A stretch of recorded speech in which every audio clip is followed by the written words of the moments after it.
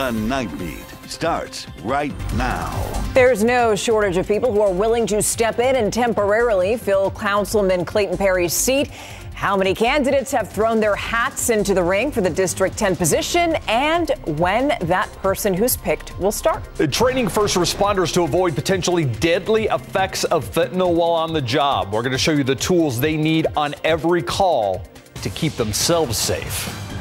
Walking and driving on the St. Mary Strip could get a lot easier a lot sooner. The timeline for sidewalks to be installed and paving of the street to begin. It's coming up in an update. But first, the applications are in, and tonight we know who applied to fill in for District 10 Councilman Clayton Perry. Yeah, Perry was caught on police body cam looking confused and possibly drunk in his own backyard. Perry was granted a leave of absence after he was charged in a related hit-and-run investigation that happened earlier that evening. 18 people filed to serve as the interim council member by today's 5 o'clock deadline. The Night Team's John Paul Barajas explains what's next in the push to temporarily replace Perry. So what happened this evening that led us to... More than 3 weeks after police say Clayton Perry was involved in a hit-and-run crash, his fellow city council members are expected to decide who will serve as Perry's temporary replacement. Wednesday, we'll be reviewing those applicants and deciding on up to 3 finalists to be interviewed in public on Thursday. On Thursday, we will deliberate and make a decision on an appointment for the D10 temporary replacement. Several names on the 18 candidate list may sound familiar, like former District 10 councilman and current Northeast Neighborhood Alliance president Mike Gallagher.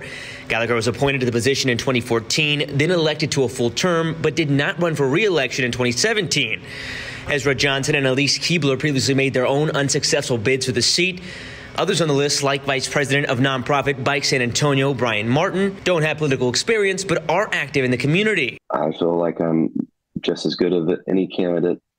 I'm pretty passionate about civic duties, and just saying that I want to find another way to give back to my community. Once the finalists are announced and interviewed, council will vote Thursday. If a candidate receives 8 votes, they'll immediately be allowed to join council. If they only get 6 or 7, they'll be sworn in on December 12th. District 8 Councilman Manny Pelaez had this advice for those looking to fill the seat. I mean, if this is a candidate who comes to us without the recommendations of HOA presidents and boards and the alliances, as far as I'm concerned, they're not a person I'll be voting for. And so for me, I'll be looking for neighborhood support, because after all, this is their district, not mine.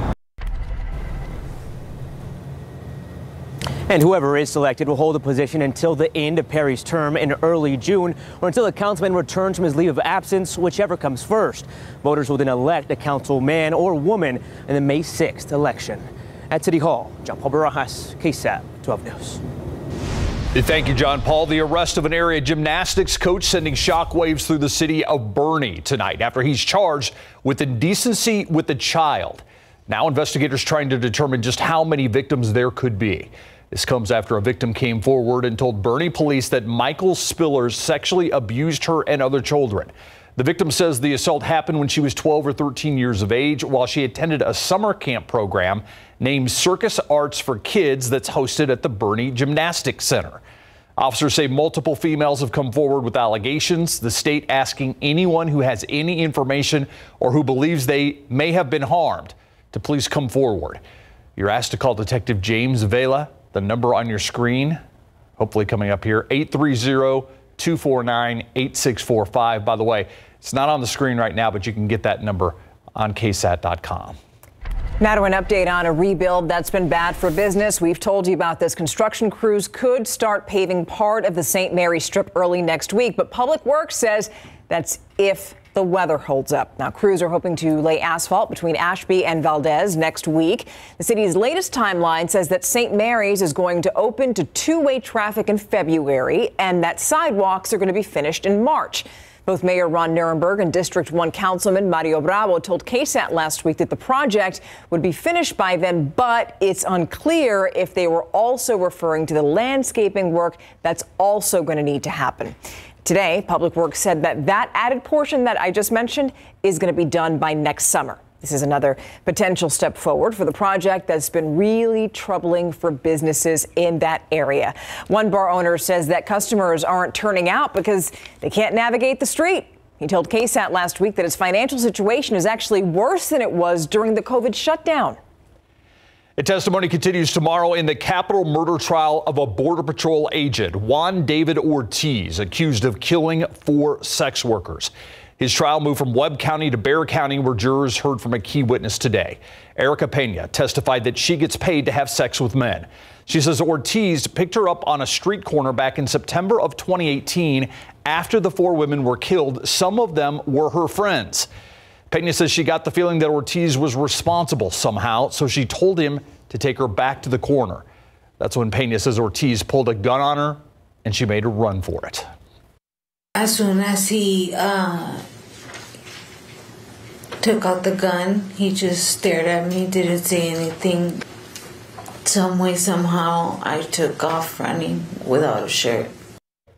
Body camera video shows the moment she found a DPS trooper outside of a convenience store. The defense questioned Pena's credibility based on her reported drug addiction and whether she changed her story. She told jurors that Ortiz pointed the gun at her face, but Pena previously said it was her chest in a pretrial hearing. By the way, that trial is expected to resume tomorrow morning at 8:30. You can watch it live on KSAT.com, KSAT Plus, and our YouTube page. Well, it looks like we may have to endure a not so nice start to the morning tomorrow. That's right. Drizzling rain and fog could be greeting you as you walk out the door. Weather Authority Adam Caskey is going to join us now to let us know just how bad it's going to get. So, Adam, give it to us. You know, it's going to be what we really experienced a lot of last week with the wet roads, road spray, and just overall dampness that doesn't really add up to much. I mean, here's the deal. Right now we're at 66 degrees with a dew point of 63. Those numbers are getting closer. They're going to meet in the middle. Relative humidity already at 90%. Once they meet, then the humidity is at 100%. We're on our way there shortly. Visibility is still okay right now at 10 miles. However, within a few hours, this is likely to change. And by the morning commute, 6, 7 a.m. tomorrow, we're talking visibilities under a mile in some locations. But it'll lead to afternoon sunshine. And get ready for another cold front. I'll tell you when that arrives and what kind of impact it'll have on temperatures in just a bit. Adam, thank you. Now for a look at some of today's big headlines in your Nightbeat News Flash. The mother of one of the victims of the deadly Robb Elementary School shooting is going to court to seek justice for her daughter. She filed a federal lawsuit today. Sandra Torres is suing several police departments, the Uvalde School District, and a gun maker, accusing all of them of, quote, complete failure to follow the active shooter protocols, unquote. Torres' daughter, Eliana Cruz Torres, along with 21 other people was one of 21 people who died in the Uvalde shooting 6 months ago. A woman is facing charges after she says that Jesus told her to open the door on a plane. And by the way, that plane was actually 37,000 feet up in the air at the time. That incident happened Saturday. Our sister station, KPRC in Houston, is reporting the 34-year-old woman rushed past flight attendants and pulled on the handle of an exit door. She's also accused of biting another passenger who was trying to help restrain her. That Good Samaritan received treatment and is said to have called the Veterans Crisis Hotline after the incident. President Biden is hoping that Congress is going to get on board with a bill to avoid a nationwide rail strike that was initially worked out in September. 4 of the 12 unions that represent freight rail workers voted down that proposal. House Speaker Nancy Pelosi says she's going to introduce the bill this week. Rail workers are demanding more paid sick time and the ability to take off without being penalized. The workers say that a national strike could happen as early as December 9th. And that's a look at your Nightbeat News Flash.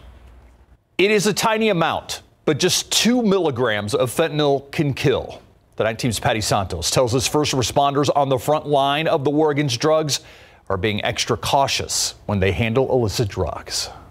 If you can see the small granules in this vial here, that's enough to kill you. It doesn't take much. Potentially life-saving advice for cadets going through training. Mike Davis is an instructor with the Alamo Area Council of Governments. He says some of the most dangerous drugs, fentanyl and less known but deadlier carfentanil, are in Texas. Carfentanil, which is otherwise known as an elephant tranquilizer, was also being mixed in.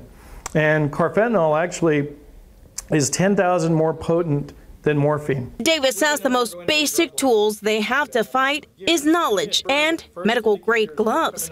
A traffic stop or even just a regular welfare check call can put officers in contact with powders and liquids laced with dangerous drugs. And here's something he says officers are trained not to do that could help you.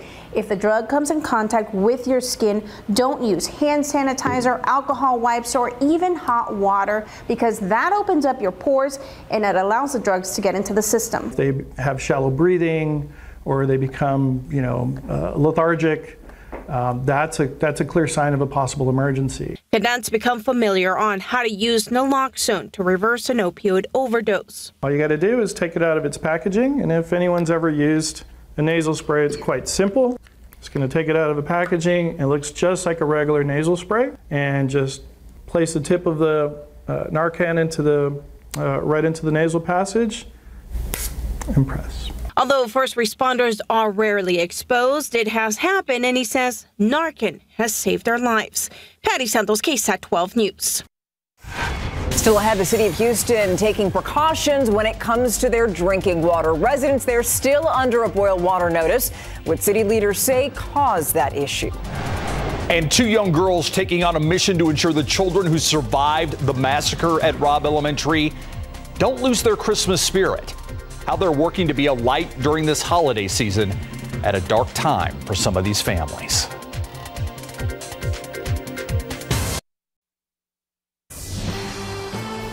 So you really have to feel for our neighbors up in Houston. An estimated 2 million people have to boil their water before they drink it in Houston. The city says that a, quote, bad cell knocked out the main and backup transformers at one of its purification plants. The loss of power Sunday morning reportedly caused the water pressure to a critical level. Now, the power has since been restored, but the boil water notice continues while the water is being sampled for potential contaminants. Our sister station in Houston says the first official water sample readings are going to be done early tomorrow morning. The Texas Commission on Environmental Quality is then going to decide if the notice should be rescinded. It is a somber holiday season in Uvalde. Thanksgiving marks 6 months since the Robb Elementary tragedy. Christmas Eve will mark 7 months. As the Night Team's Lee Waldman shows us, people across the country are finding ways that they can bring joy during this time of darkness. It's a Christmas tradition, writing letters to Santa for toys and clothes. But for kids in Uvalde who survived the Robb Elementary shooting, they're asking for more. Jaden Canizales wants cameras around his home so he can feel safe. It's funny because a lot of them are asking for things with their family, which I think is so sweet. Tara Wyzik with advocacy group Luna Liaisons is working to help Santa make the Christmas wishes of the Robb survivors and their siblings come true. Her organization put together this wish list for Uvalde after talking to the 11 survivors from rooms 111 and 112. You can see the moments of happiness that come through, and that's sort of what we're trying to get, is maybe more of these moments. Wyzik is offering this help all the way in Washington, D.C., where she met families of the victims in June. Kindness knows no geographical bounds. 16-year-old Sammy McGee from Kansas is collecting toys for her Girl Scout Gold Award project. My ultimate goal is to just put some smiles on some children's faces, because I know after what they saw, they'll never be the same again. So far, McGee has collected over 200 toys from people across the country. Her goal is to double that and spread as much joy as she can. I am so thankful. Just every trip to the post office, it was just so emotional knowing that people are wanting to help my project to help these kids. We'll have links to both McGee's Amazon wish list and Luna Liaison's wish list on our website, KSAT.com, if you'd like to help make some of these Christmas wishes come true. Lee Waldman, KSAT 12 News.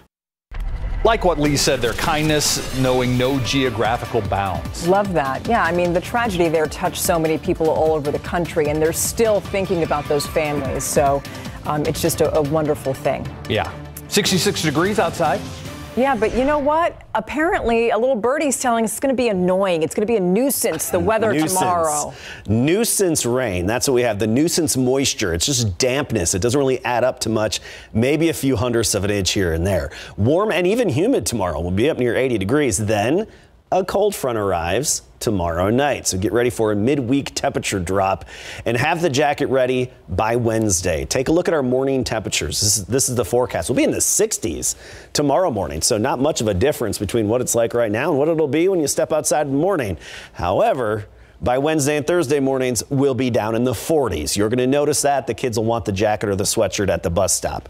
Currently, 60s and 50s across the state. Brownsville an exception at 73. The coldest air, that's bottled up to the north of us up in the northern plains because we still have this southerly wind here at the ground. That will be shifting tomorrow night behind our cold front. So let's talk about our temperature trend and what's to come. Right now, mid 60s. Tomorrow morning, low to mid 60s for most of us. I'm thinking about 64 in and around San Antonio. Upper 50s as you get into the hill country. Tomorrow afternoon, near 80 degrees. So a warm day. And once we get rid of the morning fog, we'll have plenty of sunshine. 80 the high temperature in and around San Antonio, Canyon Lake, 79. Then the temperature drop comes. Look at Wednesday. We go from 80 on Tuesday to 60 on Wednesday to 56 on Thursday. So from near 80 down into the mid 50s. That's a classic fall cold front for us. And temperatures, however, do rebound as we get into Friday and the weekend. But the warmest will be Wednesday, Thursday is 50s to right near 60 degrees. And the humidity is going to drop just for a couple of days as well. You'll notice the mugginess tomorrow, but the cold front's going to sweep it away as we get into Wednesday and Thursday. And that'll mean no morning fog for a few days. Big picture across the state. You can't really see the low clouds of the infrared satellite, so I have the wider view. That's where you see the high clouds off to the north.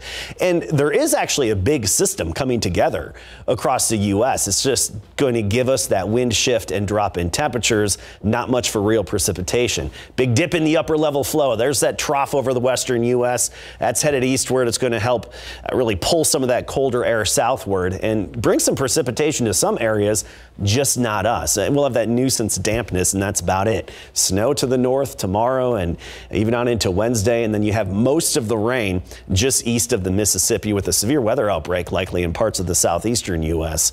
as we get on into Tuesday, Wednesday time frame. Around here tomorrow morning, that fog and drizzle, road spray, damp roads, and you need the windshield wipers periodically that kind of morning. 64 degrees at 7 a.m. By noon, we're back to sunshine at 75, and then the high temperature of 80 degrees will hit that around 4 p.m. Then there's that temperature drop we talked about back into the 40s by Wednesday morning. So jacket weather then, and a high temperature only near 60. That's with sunshine, and get ready for that wind on Wednesday. Then guess what? More fog and drizzle by Friday morning. Yay! But no real good, appreciable rain, unfortunately. Thank you. Yep. Do you ever hearken back to the days when the Spurs used to play in the Alamo Dome and the Admiral and Sean Elliott, the Memorial Day Miracle? There you go. Do we have a deal for you tonight? Well, the Spurs are trying to do the same thing UTSA is trying to do this Friday, and that's pack the Alamo Dome for their 50th anniversary game that will be in January. When we come back, we have a special Cyber Monday Spurs offer, and how many Aggies are in the transfer portal coming up. You know, you have roughly an hour and a half before the Spurs' Black Friday 50th anniversary ticket sale ends at 11:59 on the dot. The Cyber Monday offer is a 50% off of back home at the Dome tickets while supplies last. Spurs are set to host the Golden State Warriors on January the 13th in their 50th anniversary game in the Alamo Dome, and the Silver and Black would like to break the all-time attendance record, the regular season attendance record, which is 62,046, set by the Chicago Bulls and the Atlanta Hawks in the Georgia Dome in March of 1998. The Alamo Dome capacity is over 65,000. Championship week has arrived for the UTSA Roadrunners as they prepare for their rivals, the Mean Green of North Texas, as their shot at their second straight Conference USA Championship on Friday in the Alamo Dome as well. Head coach Jeff Traylor revealing they will be without starting running back Brendan Brady and tight end Gavin Sharp in the title game following injuries to both in the Roadrunners' school record comeback victory 34-31 over UTEP, in which Jared Sackett booted the game-winning field goal with just 3 seconds left to be named the Special Teams Player of the Week for the 5th time this season. As a result of Brady's injury, Traylor says Kavorian Barnes will start at running back as Roadrunners are early 9-point favorites. Does the record comeback help in their preparations for North Texas? I think it's making us a little bit more hungrier, playing with a chip on our shoulder, battle through adversity. You know, we can't go out there Friday like we came out last week, or it's not going well for us. I just think about last championship game against WKU. The Alamo Dome was really rocking that game, and it helped us You know, we had a pretty good game there. We had a lot on our side with the fans during that game. So if they can come to this game, get a lot of people out, it will give us an edge. I really believe that. So if y'all can make it out, make it out. All right, kickoff in the Dome between UTSA and North Texas on Friday is set for 6:30 p.m. As many as 5 players have entered the transfer portal following the Fighting Texas Aggies' disappointing 5-7 finish despite the 38-23 upset of LSU on Saturday night.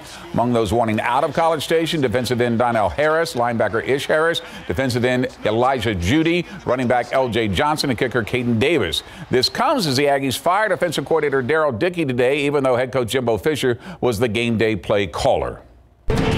Now that the Longhorns' regular season has come to an end with a 38-27 victory over Baylor, now UT is preparing for their bowl game, only they won't find out until this Sunday. With an 8-4 record, many of the experts have the Longhorns headed to the Valero Alamo Bowl here in San Antonio to face either Oregon or Washington. At the same time, we'll wait to see who will suit up for UT in that game, especially players such as star running back Bijan Robinson has to consider whether or not he should return for his senior season or turn pro after his career season in Austin with 1,580 yards and 18 touchdowns on the ground, another 2 in the air. It certainly looked as if he had played his last game in Austin as he soaked in the victory over the Bears, even firing up Old Smoky.